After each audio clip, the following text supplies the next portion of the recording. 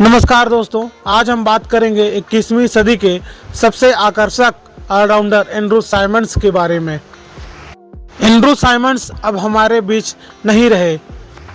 Andrew Symonds को शराबी, अय्याश, जाने क्या क्या कहा गया था। लेकिन मस्त मौला साइमंड्स इन सब बनावटी बातों से दूर अपनी एक अलग ही दुनिया में व्यस्त थे।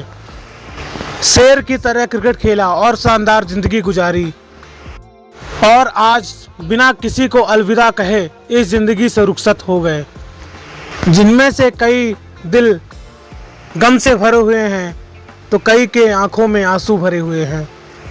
इस वीडियो में तथ्य कम, एहसास ज़्यादा है। यह कहानी नहीं, एक ट्रिब्यूट है एंड्रू साइमंड्स के। हर भारतीय प्रशंसक के बचपन को यादगार बनाने के लिए खुद विलेन बन गए। अब इस दिलेर खिलाड़ी की कहानी को शुरू से शुरू करते हैं। एंड्रू साइमंड्स का लुक किसी वेस्टइंडीज खिलाड़ी के जैसा था, लेकिन इसके जवाब में एंड्रू साइमंड्स ने जो जवाब दिया उनकी ज़िंदगी को एक अलग ही दिशा में ले गया।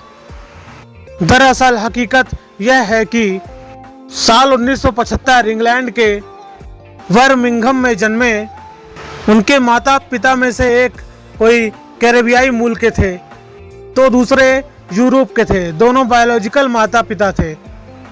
जबकि 3 महीने के एंड्रू साइमंड्स को गोद लेने वाले केन ब्रिटिश मूल के थे। गोद लेने के बाद केन इंग्लैंड छोड़कर ऑस्ट्रेलिया चले गए थे, जहां से उनको साइमंड्स सरनेम मिला।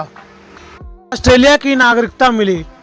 जन्म लेने के बाद साइमंड्स के 2-3 महीने काफ़ी दुखद रहे, लेकिन केन के गोद लेने के बाद साइमंड्स की ज़िंदगी खुशियों से भर गई।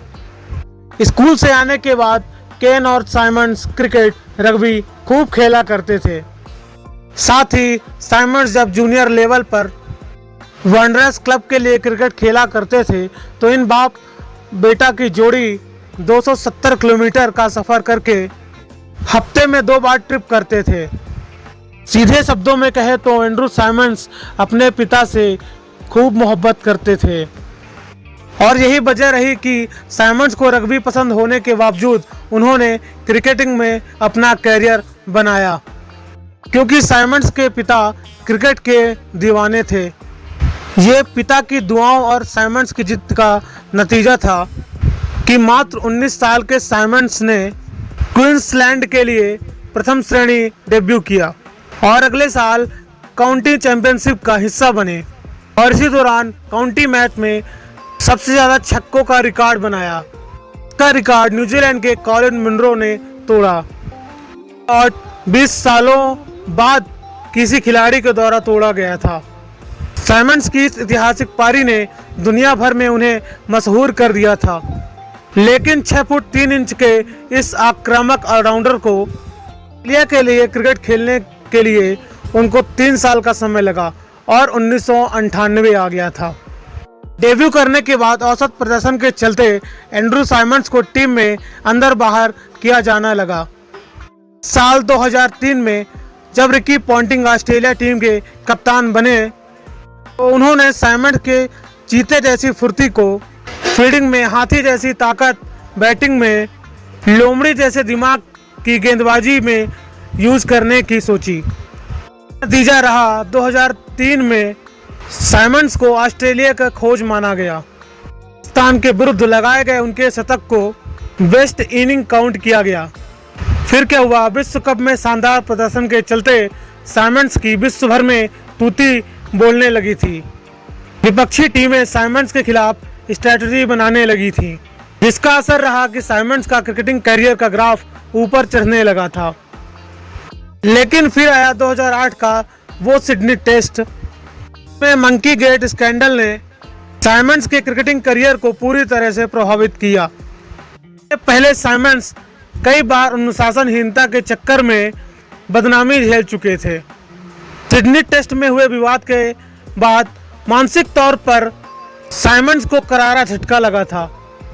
बाद से साइमंड्स शराब का सेवन करने लगे थे कि इस लत के बदौलत ही क्रिकेट ऑस्ट्रेलिया ने 2009 के T20 वर्ल्ड कप से साइमंड्स को वापस घर भेज दिया था।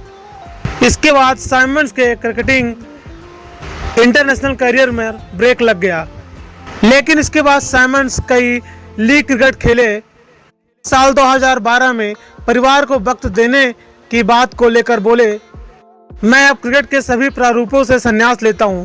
लेकिन उसके बाद भी साइमंड्स क्रिकेट में कमेंट्री करते रहे। साइमंड्स को बेफिक्र लापरवाह खिलाड़ी के तौर पर याद किया जाता है। बात यह है कि साइमंड्स अपनी दुनिया में ही मगन रहने वाले खिलाड़ी थे। वह ज़्यादातर अकेले ही रहते थे, उनके साथ उनका पेट डॉग भी होता था। किसी झील के किनारे मछलियां पकड़ते हुए अक्सर पाए जाते थे, जिसके बाद उनके साथी खिलाड़ी उनको अनुशासनहीन खिलाड़ी बोलते हैं, खराब खिलाड़ी नहीं बोलते हैं।